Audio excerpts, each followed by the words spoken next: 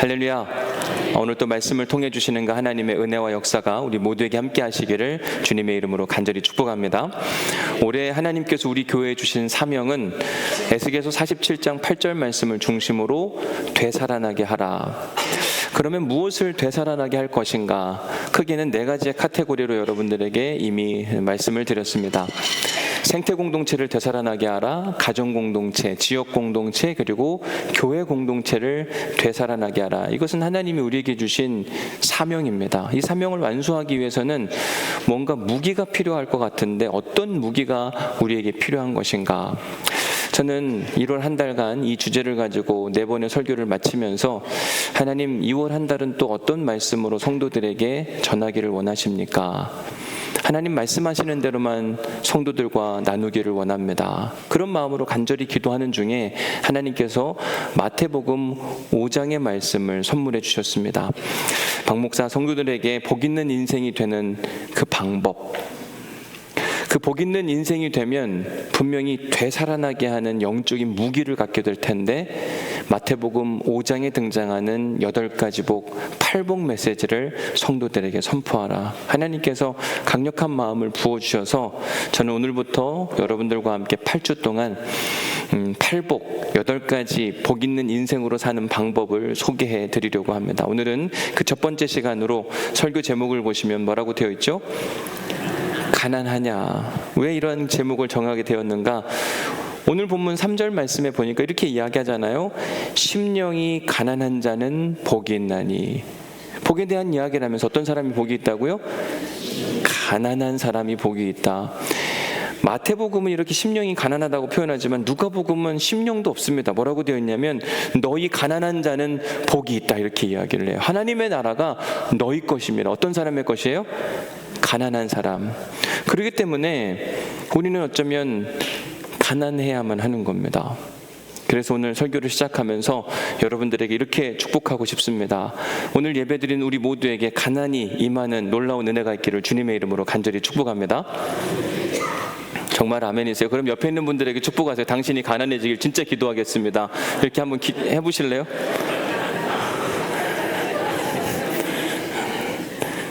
못하는 분들도 있고 웃으면서 그냥 장난삼아 진심을 다하셔야죠. 성경이 가난한 사람은 복이 있다고 이야기를 하니까. 왜 가난이 축복이라고 이야기하는데도 불구하고 우리가 이렇게 축복할 수 없을까? 이 말씀에 우리가 아멘은 하지만 진짜 우리의 심령도 아멘인가? 사실은 그렇지 않습니다. 저나 우리 모두가 다 이 말씀이 불편해요. 왜냐하면 우리는 다 돈을 좋아하잖아요.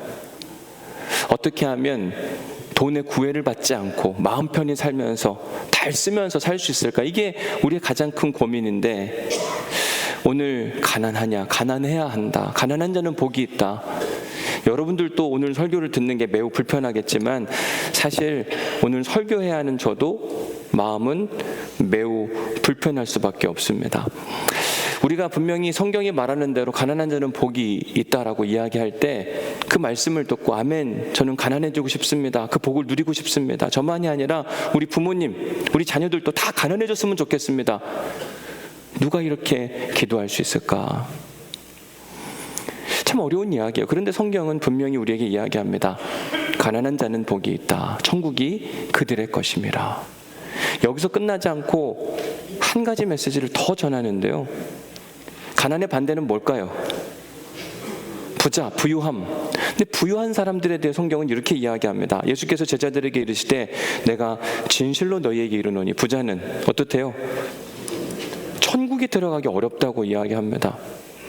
사람들이 저 말을 이해를 못하는 것 같으니까 예수님이 비유로 설명합니다. 다시 너희에게 말하노니 낙타가 바늘기로 들어가는 것이 부자가 하나님 나라에 들어가는 것보다 쉬우니라.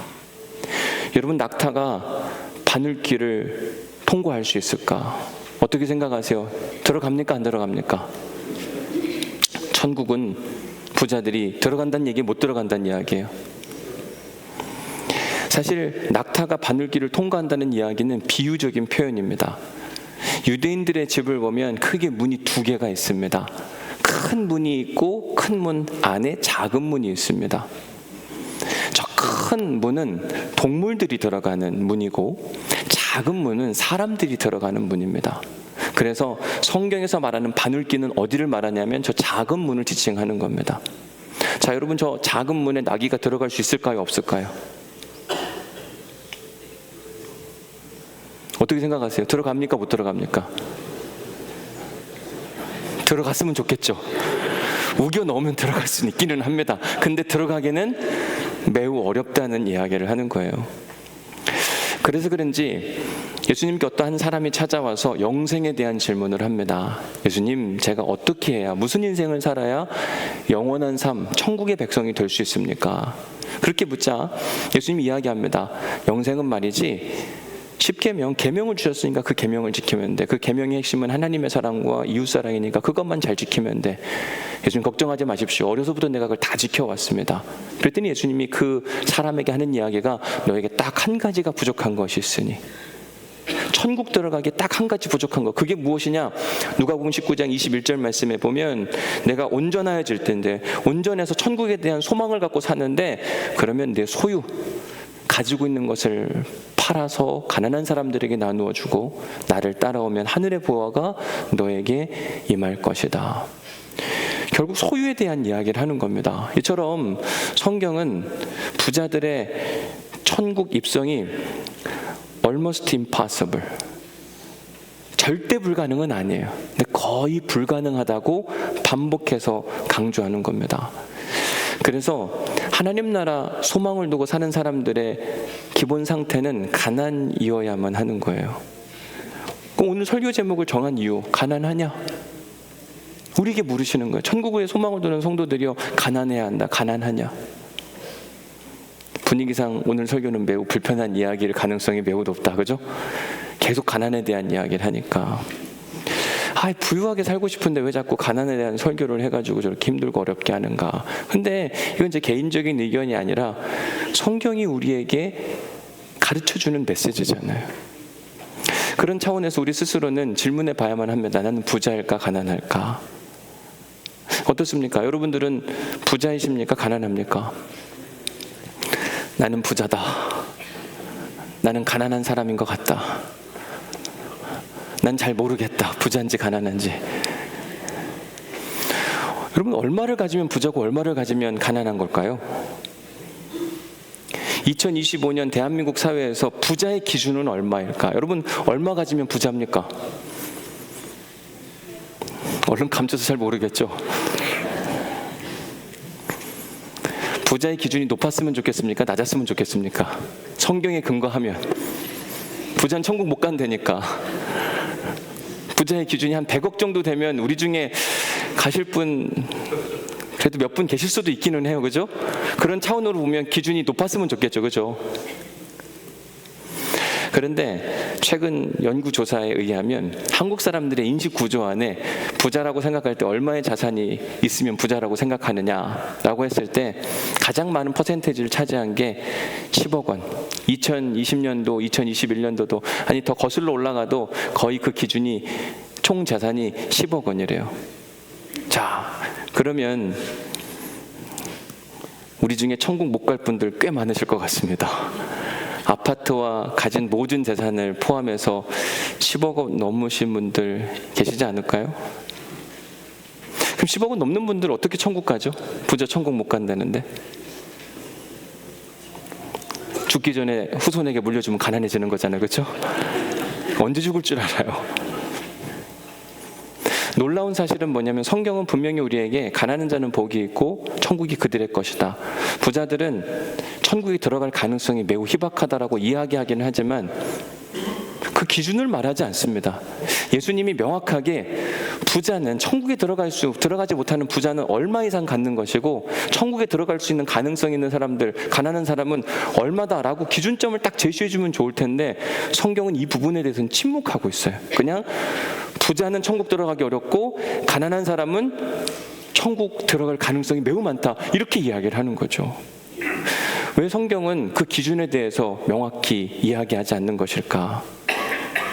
왜냐하면 예수님의 이 지금 오늘 본문의 가르침은 재산 소유의 정도에 따라 누구는 천국이고 누구는 지옥이고 이러한 이분법적인 걸 가르치려고 하는 게 아니라 오늘 본문에서 말하는 가난한 자는 복이 있다고 하는 이 메시지의 핵심은 삶의 태도를 가르치는 거기 때문에 그래요. 자, 오늘 본문의 말씀을 다시 한번 보면 마태복음 5장 3절 말씀, 가난한 자는 복이 있다고 이야기하는데 무엇이 가난한 자? 심령이 가난한 자는 복이 있다. 그럼 이 심령이 가난한 상태는 무엇을 지칭하는 것일까? 오늘 본문에서 예수님이 말씀하시는 가난이라고 하는 표현은 헬라어로 푸토코스라는 단어를 사용합니다. 이 푸토코스는 절대적 빈곤, 적당히 없는 게 아니라 오늘 하루 한 끼도 먹을 수 없는 정도의 상태를 말하는 거예요.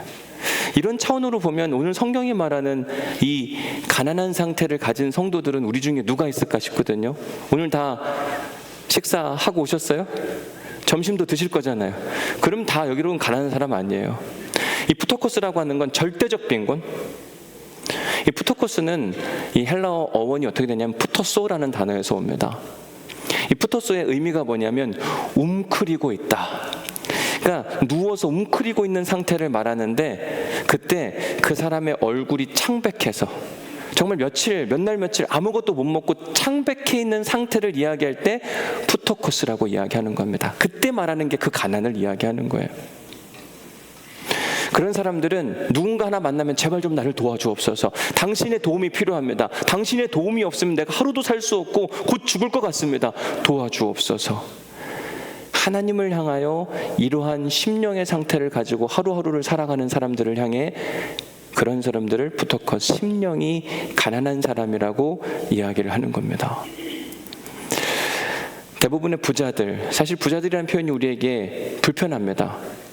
내가 부자인가 아닌가 잘 모르긴 하겠으나 부자의 기준도 잘 모르겠고, 그래서 좀 다른 표현으로 하자면 호주머니가 두둑한 사람, 카드를 요즘 표현으로 하면 카드를 내 마음대로 긁을 수 있는 사람, 통장 예치금이 적당히 있는 사람. 이런 사람들의 특징은 뭐냐면 누군가에게 아쉬운 소리 할 필요가 없습니다. 이미 돈이 있는데요. 돈이 있으면 하나님께 기도하지 않아요. 그냥 쓰면 되잖아요. 있는데 뭘 하나님께 간구하고 하나님께 묻습니까? 그리고 대부분의 부자들이 다 그 돈을 누구를 위해 사용하냐면 자기 자신을 위해 사용하는 겁니다. 근데 오늘 본문에서 말하는 푸토코스, 가난한 사람은 그럴 만한 여유도 없고 오직 하나님의 은혜, 자비만을 간구하며 살아가는 사람들에게 복이 있다고 하나님은 말씀하시는 겁니다. 오히려 부유한 사람들은 자기가 가진 것으로 자기 스스로 혼자 누리려고 하고 자기를 뽐내고 드러내고 싶어 할 뿐만 아니라 이러한 사람들은 결코 하나님 나라에 들어갈 수 없다라고 거듭 강조해서 말씀하시는 겁니다. 그렇다고 그런 분들이 신앙생활을 안 하느냐? 아니요. 종교생활 굉장히 잘합니다. 열심히 해요. 어느 때 보면 누구보다 탁월하게 합니다. 문제는 하나님이 기뻐하시는 신앙생활의 모습은 아니라는 게 가장 큰 문제가 있는 겁니다. 쉽게 예를 들어서 사도 바울이 고린도 교회에 편지를 썼는데 그 편지 중에 하나가 고린도 전서라고 이야기하는데 함께 먹고 마시는 만찬, 주님의 이름으로 먹고 마시는 만찬에 대한 이야기를 꺼내게 됩니다. 초대교회 성도들은 예배를 마치면 항상 함께 먹고 마시고 나누는 시간을 가졌는데 지금 우리 교회 같은 경우에는 주방에서 요리를 하면 우리는 배식 정도만 하지만 초대교회 성도들은 그러한 식사의 형태가 아니라 각자 집에서 자기가 할 수 있는 음식을 가지고 오는 겁니다. 그걸 서로가 함께 나누어 먹는 것, 가난한 사람이든 부유한 사람이거든 자기가 할 수 있는 부분, 저도 음식 하나 해오고 여기 안순 권사님도 음식 하나 해오고 김옥일 권사님도 음식 하나 해와서 같이 그냥 식사교제하는 게 초대교회의 모습이었어요. 그래서 바울이 있을 때는 괜찮았는데 바울이 고린도 교회를 세우고 이제 떠나고 났는데 들려오는 소식이 뭐냐면 주의 만찬을 먹는데 문제가 생겼대요. 어떤 문제냐면 고린도전서 11장 21절 말씀해 보니까 이는 먹을 때 각각 자기의 반찬을 먼저 갖다 먹음으로. 자, 여러분 보면 각각 음식을 해오는데 어떤 사람은 좋은 음식을 해올 수도 있고 어떤 사람은 시원찮은 음식을 해올 수도 있잖아요. 근데 함께 먹으면 조금씩 함께 두루두루 먹을 수 있는데 여러분들은 좋은 거 먼저 먹습니까? 안 좋은 거 먼저 먹습니까?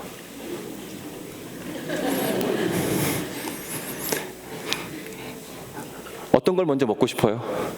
가능하면 좋은 거. 근데 좋은 건 누가 가져올까요? 좀 넉넉한 사람이 가져오는 겁니다. 넉넉한 사람이 좋은 걸 먼저 갖다 먹는다. 왜 그런가? 여러분, 일을 해봐도 주인과 종은 차이가 분명히 있습니다. 주인의 일은 일찍 끝나요. 관리하는 일이기 때문에. 뒷정리는 다 누가 하죠? 종들이 하는 겁니다.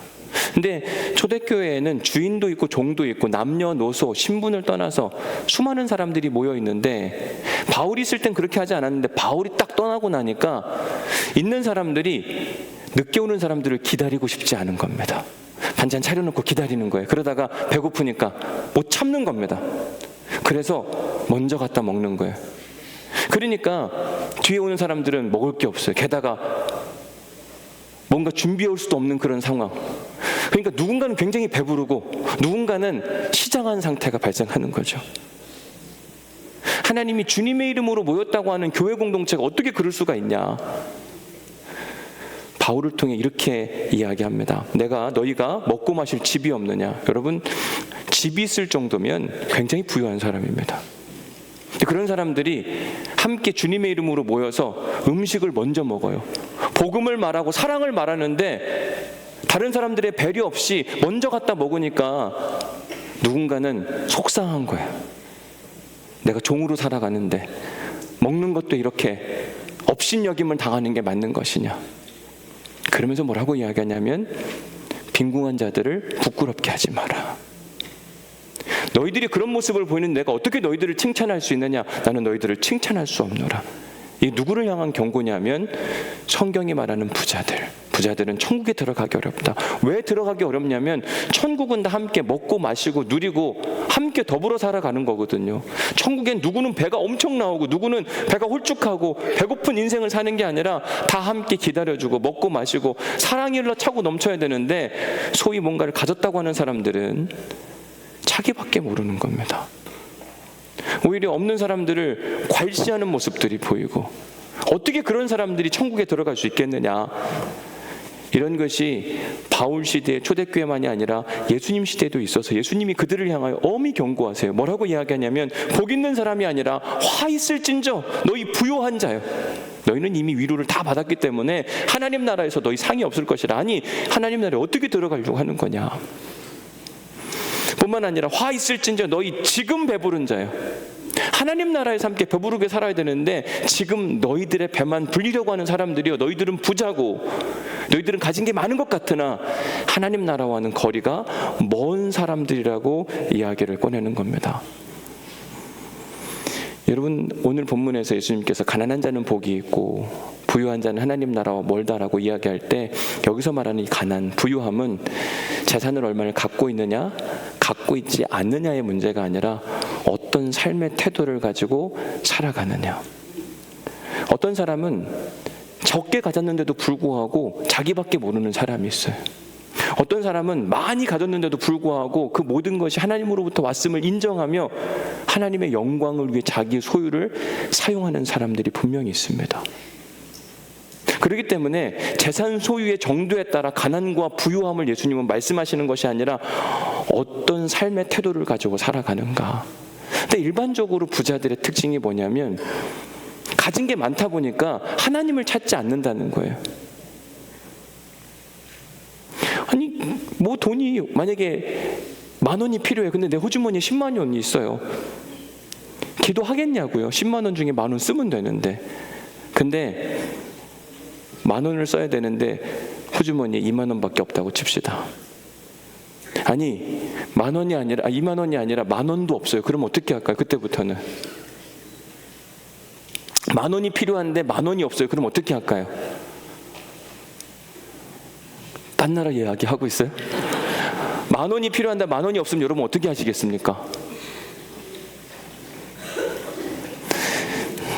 어려운 이야기. 오늘 여러분들에게 추천해드린 추천도서를 읽어보시면 됩니다.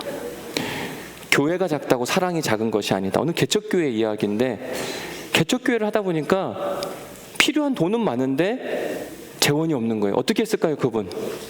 기도하는 거예요. 하나님의 은혜를 구하는 겁니다. 근데 그때마다 채워주신 하나님의 역사가 나타나니까 그분의 고백은, 하나님은 진짜 살아계신다, 능력이다.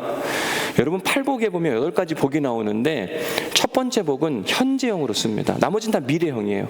애통하는 자는 복이 있는데 그들이 위로를 받을 것입니다. 현재입니까? 미래입니까? 미래예요. 근데 오늘 본문에서 말하는 가난한 자는 복이 있는데 그 복 있는 사람은 천국이 그들의 것임이라는 현재, 지금 누릴 수 있는 겁니다. 심령이 가난해서 내게 없는 것을 향하여 하나님께 간구할 때 웅크리고 창백한 얼굴로 하나님 도와주옵소서, 당신의 도움이 필요합니다라고 하는 믿음의 고백이 살아있을 때 하나님의 나라가 임하고 하나님의 역사가 나타난다. 과연 우리에게 그러한 모습으로 살아가고 있는 것인가? 사실 근데 우리에게 부유함, 뭔가 믿을 구석이 있으면 기도하지 않는 거거든요. 굳이 그럴 필요가 없으니까. 그래서 그런지 예수님은 스스로 하나님의 아들이셨음에도 불구하고 가난을 택하셨어요. 저는 이것을 자발적 가난이라고 여러분들에게 소개해드리고 싶어요. 빌립보서 2장 1절, 6절, 7절 말씀에 이렇게 소개되고 있습니다. 예수님은 근본 하나님의 본체이시나 하나님과 동등됨을 취할 것을 여기지 아니하시고 분명히 하나님과 같은 자격, 같은 능력을 누리고 살 수 있는데도 불구하고 오히려 자기를 비워 종의 형체를 가지사 주인이 될 수 있음에도 불구하고 종의 인생을 산다. 왜? 주인은 함부로 하거든요. 기도하지 않거든요. 자기 멋대로 살고 자기를 위해서만 살거든요. 종은 그렇지 않습니다. 주인을 위해 사는 거예요. 항상 뭐가 필요해도 자기 뜻대로 하지 않아요. 주인이 원하는 대로만 합니다. 그래서 예수님께서는 자기가 능력이 있음에도 불구하고 함부로 그 능력을 사용하지 않으셨어요. 예를 들면 마태복음 4장 3절에 보면 시험하는 자가 예수님께 이렇게 이야기합니다. 또 배고프지? 지금 40일 금식하고 난 다음에 이야기해요. 돌들을 떡덩이가 되게 하라. 충분히 할 수 있었거든요. 오병이어 기적, 물고기 2마리와 보리떡 5개로 충분히 5,000명을 먹이고도 남았어요. 그러면 돌이 떡이 되게 하는 건 충분히 가능한 일. 근데 예수님께서 자기의 능력을 자제하십니다. 기록되었을 때 자기가 원하는 대로 살지 아니하고 기록된 말씀대로 사시는 분이 바로 예수 그리스도. 또 이렇게 시험을 합니다. 만일 내게 엎드려 경배하면 내가 이 모든 것을 너에게 주겠다. 엄청난 유혹이었어요. 이때도 마찬가지로 할 수 있지만 다 얻을 수 있는데도 불구하고 경배하지 아니하고 기록되었을 때 하나님이 원하시는 뜻대로만 살려고 했던 예수 그리스도. 이게 바로 심령이 가난한 상태의 모습인 겁니다. 그래서 우리가 지금 요한복음 큐티를 하고 있지만 요한복음 5장 30절 말씀에서 예수님 이런 이야기를 해요. 내가 아무것도 스스로 할 수 없노라. 여러분 이게 되게 불행한 것 같지만 예수님은 행복한 겁니다. 자기가 스스로 안 하니까 하나님이 그 위에 하나님의 능력을 부어주셔서 자기가 할 수 있는 것보다 훨씬 더 큰 일을 하거든요. 그래서 요한복음 8장에서도 이런 이야기를 하잖아요. 내가 스스로 아무것도 하지 아니하고 오직 아버지께서 내게 가르치신 대로. 예수님의 특징입니다. 자기가 뭘 할 수 있음에도 불구하고 자기 마음대로 하지 않아요. 하나님이 원하시는 일, 하나님이 기뻐하시는 일에만 집중하는 모습을 보게 됩니다. 그래서 예수님은 능력이 많은데도 불구하고 늘 산으로 가셨어요. 뭐 하러 가셨죠? 기도하러. 기도는 내가 원하는 바를 얻기 위해서 하는 게 기도가 아닙니다. 기도는 하나님의 뜻을 분별하기 위한 믿음의 행위인 겁니다. 예수님이 왜 산에 가서 혼자서 기도하셨는가? 나에게 더 큰 능력을 주셔서 더 많은 것들을 갖게 하시고가 아니라 하나님의 뜻을 분별하게 하여 주옵소서. 내가 가지고 있는 능력과 에너지와 이 모든 것이 당신의 뜻에 부합된 인생을 살게 하여 주옵소서. 그래서 마가복음 1장에서 한참 예수님이 막 사역을 시작하셨을 때 바쁜데 따로 한적한 곳에 가서 기도하시는 거예요. 내 마음이 흔들리지 않기를 소망하는 마음으로. 뿐만 아니라 예수님께서 수많은 그를 따르는 제자들 중에 12명의 제자를 택하기 위해서도 그는 따로 한적한 곳에 가서 기도하셨어요. 내 마음대로 제자를 택하지 않게 하옵소서. 하나님이 원하시는 사람을 당신의 제자로 부르게 하옵소서. 그 일을 위해서도 예수님은 기도하러 딴으로 가신 겁니다. 십자가를 지신 사명 앞에서도 자기 마음대로 하지 않기 위해서 겟세마네 동산에 가서 따로 하나님의 마음을 구한 겁니다.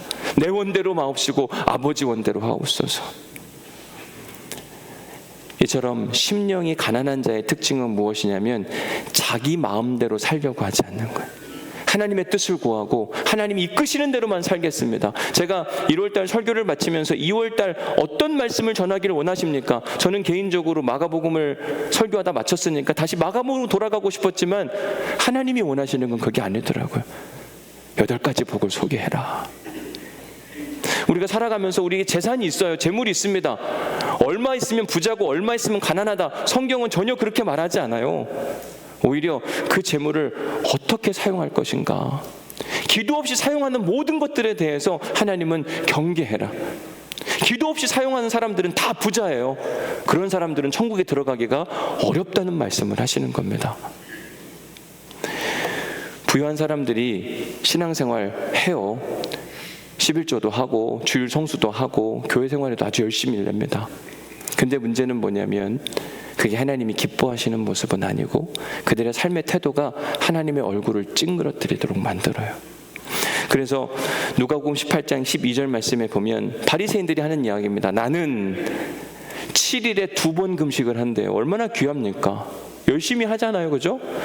소득의 10의 1조를 구분하여 드린대요. 여러분, 이들의 11조 원칙이 얼마나 대단했는지 그들은 박하와 회양과 근채의 11조까지 해요. 박하와 회양은 채소를 말하는 거고 근채는 씨앗을 말하는 겁니다. 향신료. 그 씨앗이 얼마나 작은지. 여러분, 저 오른쪽 위에 보이는 게 향신료 근채거든요.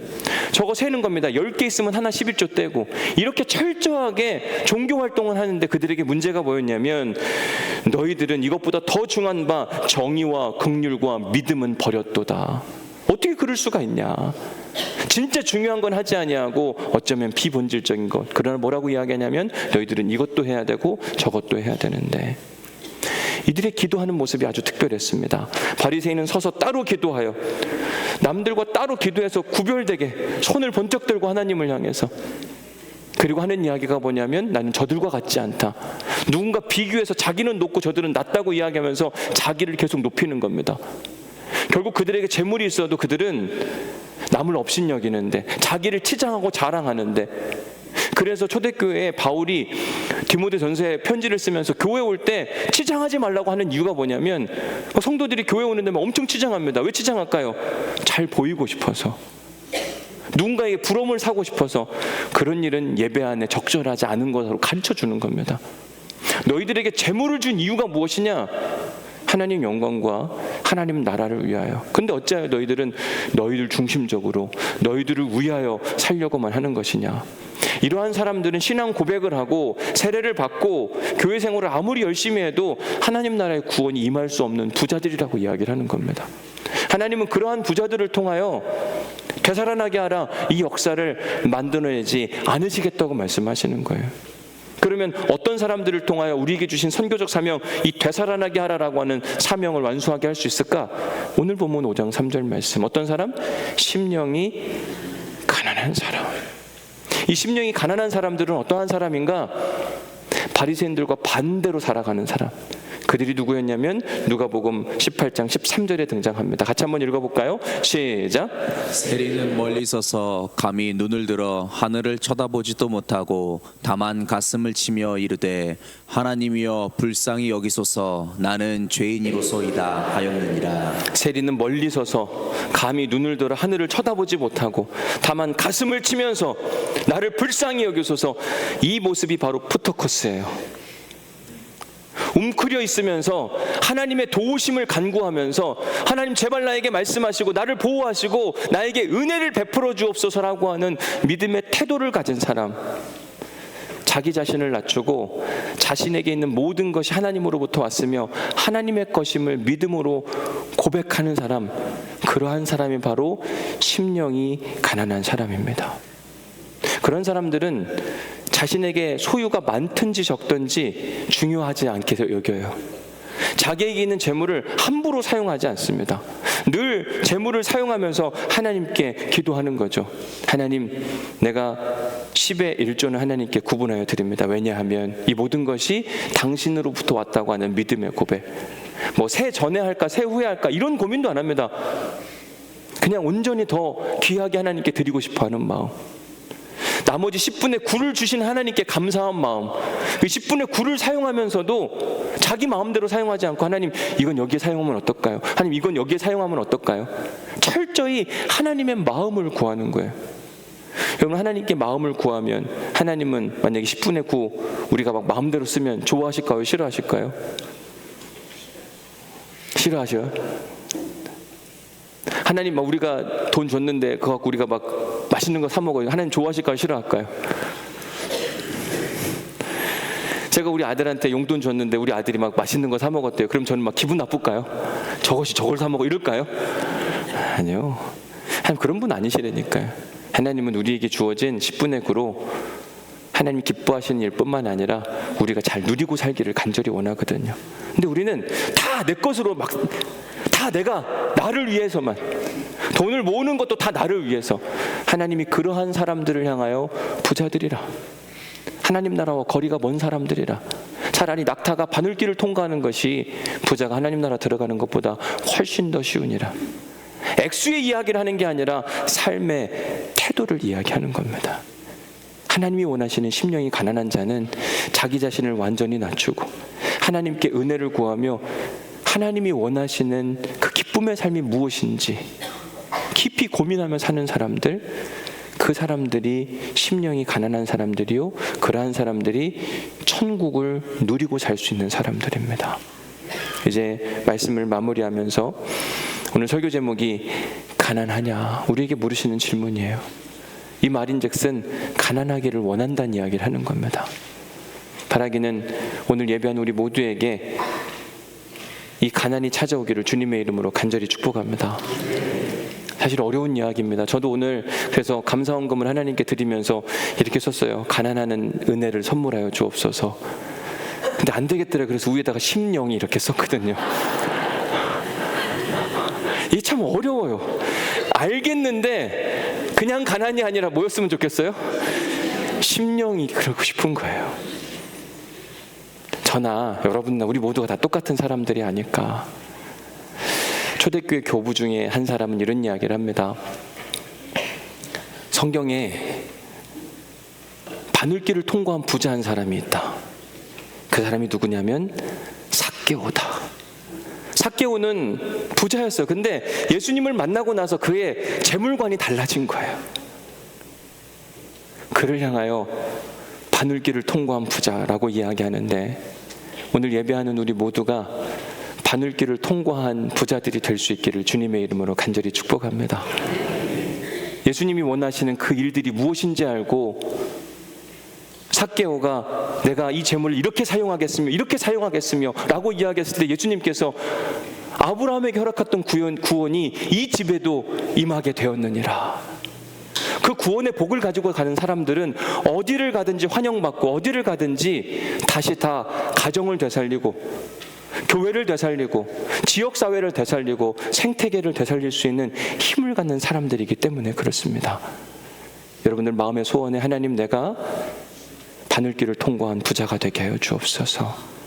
심령이 가난한 사람이 되어 내게 있는 모든 것이 다 하나님으로부터 왔으며 이것 역시 하나님을 위하여 사용하겠습니다. 하나님 이거 어디에 사용하면 좋을까요? 아무 생각 없이 카드 긁는 사람이 아니라 카드 한번 긁을 때에도 하나님께 기도하고, 이건 아니야 과하게 사용하는 것 같아, 그럼 그 자리에서 멈춰보는 겁니다. 그러한 사람들이 심령이 가난한 사람들, 하나님 나라를 경험할 수 있는 사람들입니다.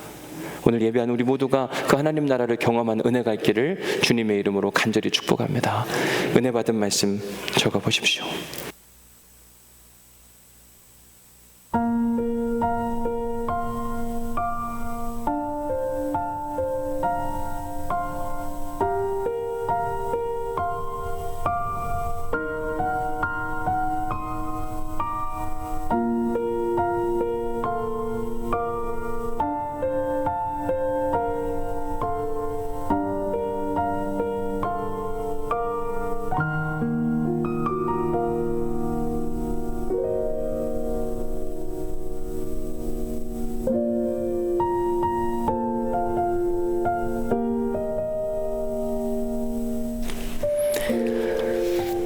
두 번째 묵상 질문입니다. 오늘 본문 말씀이기도 한데 심령이 어떠한 사람? 가난한 자가 복이 있나니 무엇이? 천국이 그들의 것이미요. 근데 여러분 참 역설적인 게 우리는 부자가 복이 있나니 이렇게 하면 좋겠는데 다음 주에 볼 말씀도 보면 두 번째 팔복 중에 팔복의 두 번째 말씀은 뭐죠? 애통하는 자는 복이 있나니. 우리는 우는 게 아니라 웃는 게 복이 있는 사람인 것 같은데 성경은 참 역설적인 반응을 보이는 겁니다. 오히려 우는 사람이 복이 있대요. 그러니까 우리가 지금 하고 싶은 것과 반대로 하면 다 하나님의 복이 임하는 거더라고요. 내가 지금 하고 싶은 걸 안 하면 복이 임하는 거예요. 근데 내가 하고 싶은 걸 하려고 할 때 복은 떠나가는 겁니다. 그래서 묵상질문 3번에 보면 성경이 말하는 심령이 가난한 자는 무엇이냐? 내가 가진 것을 내 마음대로 사용하는 게 아니라 푸터커스, 주님만 쳐다보고 주님이고 주님의 것입니다. 어떻게 사용하면 좋을까요? 라고 하는 믿음의 고백이 살아있고 주님이 이끄시는 대로만 살겠다고 하는 믿음의 고백이 살아있는 사람. 근데 이게 잘 안 됩니다. 정말 안 돼요. 저도 그렇고 여러분들도 그렇고 돈이 있는데 굳이 뭘 기도까지 해. 쓰면 되지. 그래서 예수님께서 어떤 선택을 하셨다고요? 어떤 가난? 자발적 가난. 이 땅에 왕으로 오실 수 있는데 저 마을간에서 오시고 사역을 하시면서도 그냥 자발적으로 빈궁하게 사신 거예요. 있는 거 자꾸 나눠주기 시작하면서 이 사람 나눠주고 저 사람 나눠주면서 자발적 가난을 선택한 겁니다. 타인에 의해서 가난이 아니라 스스로가 없는 것처럼 사시면서 있는 것도 하나님의 것이라고 고백하며 사는 그 모습이 바로 자발적 가난의 모습인 겁니다. 바라기는 우리에게 이 예수님의 모습을 닮아가는 은혜가 있기를 주님의 이름으로 간절히 축복합니다. 오늘 주신 말씀 생각하면서 우리 함께 말씀을 가지고 기도하는 시간 갖도록 하겠습니다. 우리 함께 기도하겠습니다. 하나님 감사합니다. 오늘 또 저희들에게 말씀을 주시고 가난하냐고 물으시니 감사합니다. 주님, 가난하고 싶다고 이야기하기가 참 어렵습니다. 하나님, 우리 안에 주님이 말씀하시는 가난의 모습을 본받게 하여 주옵소서. 내가 얼마를 가졌기 때문에 가난이고 얼마를 가졌기 때문에 부유한 것이 아니라 주님 삶의 태도라고 말씀하셨사오니 하나님 재물에 대한 태도를 바꾸게 하옵소서. 예수님은 자기의 능력을 사용하는 데 있어서 아버지의 뜻을 구했고 한적한 곳에 가서 하나님의 마음을 구한 사람입니다. 주님, 우리가 2월 한 달을 시작하며 하나님의 마음을 구하는 월초기도 가운데 함께 모여 기도하게 하여 주옵시고 하나님의 뜻을 구하게 하여 주옵시고 지금 이곳에 돈을 써야 하는지 말아야 되는지 구분하게 하여 주옵시고 내 마음대로 카드를 긁지 않게 하옵소서. 카드조차 주님 것임을 알게 하여 주옵시고 주님의 마음으로 살아갈 수 있도록 인도하여 주옵소서. 그곳에 천국이 임하겠다고 말씀하셨사오니 하나님 우리에게 2월 한 달간 천국을 경험할 수 있도록 인도하여 주옵소서. 먼 미래의 이야기가 아니라 지금 현재 시제에 일하시는 놀라운 천국의 역사가 일어날 수 있도록 하나님 도우시고 축복하여 주옵소서. 가난한 자가 복이 있다고 말씀하셨습니다. 하나님 가난하게 하옵소서. 하나님 가난하냐라고 묻는데 가난하고 싶습니다라고 고백하는 게 어렵습니다. 그러나 주의 말씀이기에 말씀에 순종함으로 심령이 가난한 자가 될 수 있도록 인도하여 주옵소서. 하나님의 것을 하나님의 것으로 돌려드리게 하여 주옵시고 하나님께서 우리에게 맡겨주신 재물을 하나님의 뜻에 맞게 쓰는 귀한 우리 모두가 될 수 있도록 인도하여 주옵소서. 부자는 천국에 들어가지 못한다 말씀하셨는데 그 말씀을 깊이 마음에 새기게 하여 주옵시고 심령이 가난한 자가 되어 바늘길을 통과한 부자 삭개와 같은 사람들이 우리가 될 수 있도록 도우시고 축복하여 주옵소서. 하나님께서 더 많은 재물을 맡기고 싶은 사람들이 될 수 있도록 축복하여 주옵소서. 기도하지 않는 자가 아니라 기도하고 사용하는 자가 되게 하여 주옵시고 하나님 영광과 하나님 나라를 위하여 우리의 소유가 쓰임받기를 소원하며 기도하는 우리 모두가 될 수 있도록 도우시고 축복하여 주옵소서. 하나님께서 일하실 것을 믿사오며 예수님의 이름으로 기도드렸습니다. 아멘. 우리 다 함께 자리에서 일어나셔서 화성의 노래 선한 능력으로 우리 함께 찬양합니다.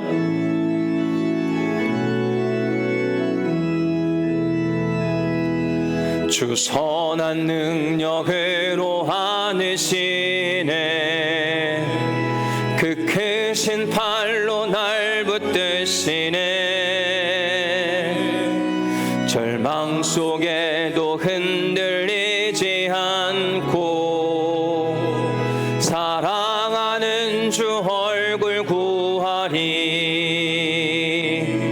선한 능력으로 일어서리 주만 의지하리 믿음으로 우리 고대 안에 주실 그날 영광의 새날을 맞이하리